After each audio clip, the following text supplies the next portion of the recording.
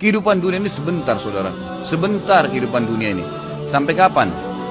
Demi Allah, saudaraku, kita ini membutuhkan sekarang, laki-laki di sini yang hadir, yang mendengarkan suara saya dan ini mengikuti ceramah kita. Kita membutuhkan sekarang orang-orang mukmin yang imannya iman baja, bukan iman kerupuk.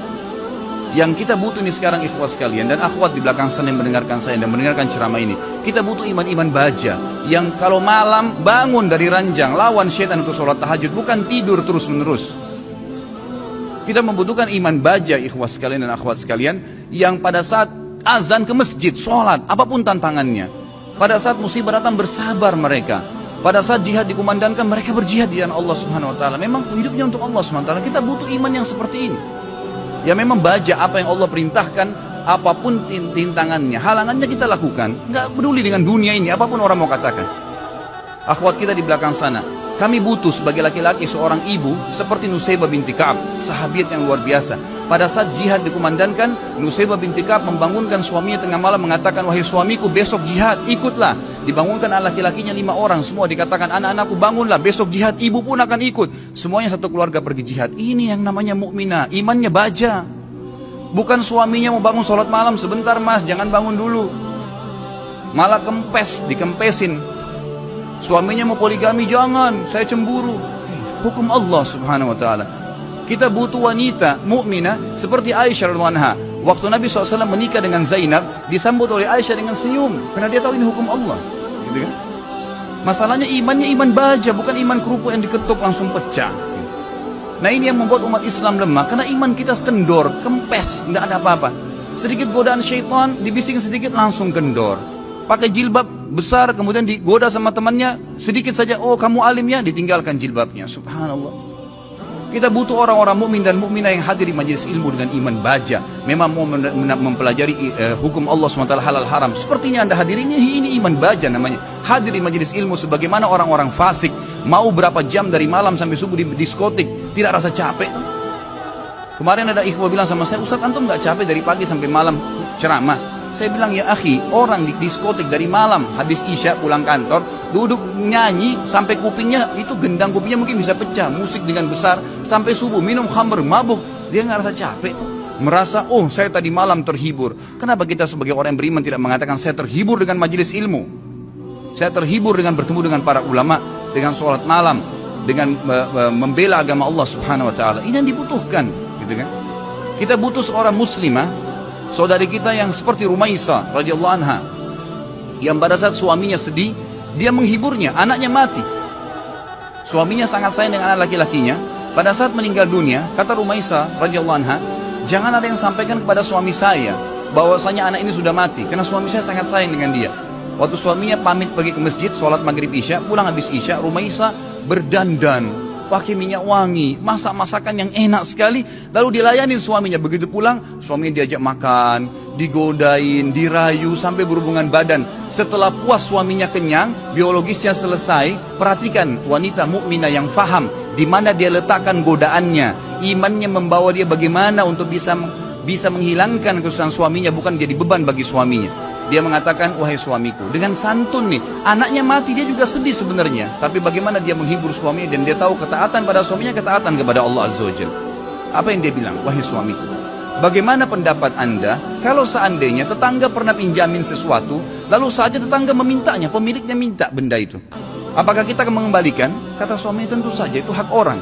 Kata Rumaisa dengan tenang, dengan sangat luar biasa kasih sayang sama suaminya, dia mengatakan, wahai suamiku, kalau begitu berharaplah pahala dari Allah, karena ya, Allah SWT yang menitipkan anak kita telah mengambilnya. Suaminya langsung marah, mengatakan, kenapa kau tidak cipta dengan saya, wahai Rumaisa?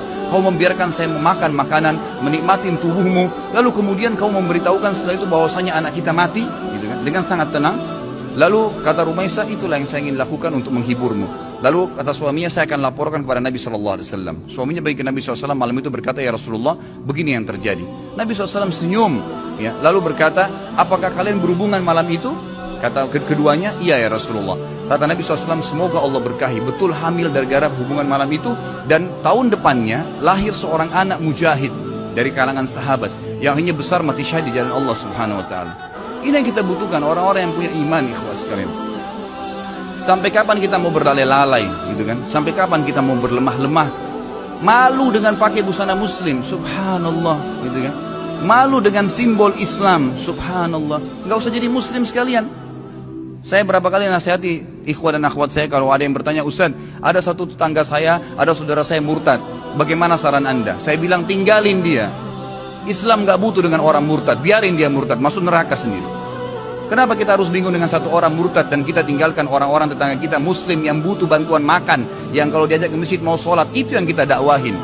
Orang yang tidak mau iman tinggalin aja, nggak usah diikutin, gitu kan? Ngapain kita berjalan di belakangnya merayu dia untuk supaya dia kembali ke dalam Islam? Nggak usah. Doain mungkin, mendakwahin boleh, tapi nggak usah kita sedih, ya kan gitu. Jadi kita harus menetapkan semua pada tempatnya masing-masing. Kita butuh figur Abu Bakar yang semua tegak dengan keyakinannya, figur Umar yang memang syaitan lari dari dia. Tahu kenapa ikhwas sekalian syaitan lari dari Umar? Karena Umar betul-betul yakin semua yang Allah perintahkan benar, yang dilarang itu salah, ditinggalkan. Dan Umar bin Khattab semuanya dengan tegar, dengan iman baja yang dia lakukan. Malam bangun sholat, nggak ada ceritanya syaitan mau godain ditepis sama dia, nggak ada. Syaitan hanya habis akal. Bagaimana caranya goda orang seperti ini? Nggak bisa, gitu kan? Karena dia betul-betul memang itu tinggal ditinggalin. Dan itu hanya dengan iman, ikhwas sekalian. Ini hanya dengan iman. Sampai kapan kita mau terus-menerus membiarkan iman kita sehari begini dan sehari begitu? Sampai kapan antum mau mengatakan, dan perempuan di antum di belakang mengatakan, sampai kapan kita mau mengatakan, oh iya nanti, oh iya ya, sampai kapan oh iya ya ini? Sampai malaikat maut mencabut roh kita baru kemudian kita mau sadar? Subhanallah. Majelis ilmu seperti ini tujuan utama mengubah menjadi orang yang lebih baik.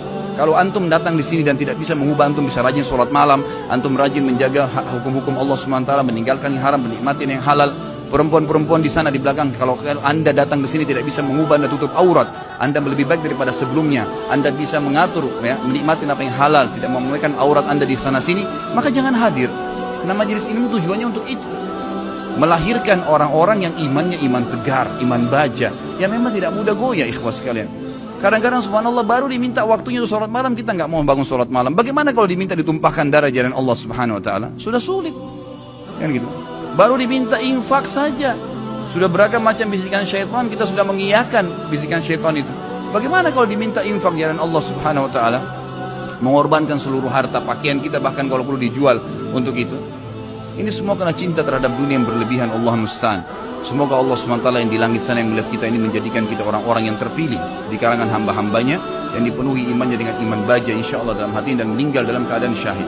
Ya Allah, saya meminta kepadamu atas namamu yang maha mulia agar engkau menjadikan aku secara khusus dengan keluargaku, ya Allah, semuanya mati syahid di jalan Allah dan semuanya memiliki iman-iman yang baja dari keturunan dan seluruh istri dan anak-anakku dan juga semua yang hadir di sini, ya Allah. Semoga engkau berikan apa yang terbaik dari hamba-hambamu. Jadi mudah-mudahan kita tidak termasuk orang-orang yang lemah dan orang-orang yang sama sekali meninggal dalam kondisi nanti menyesal. Oh kenapa ya? Oh seandainya ya? Sudah nggak ada gunanya, ikhwan. Sekarang saatnya berubah.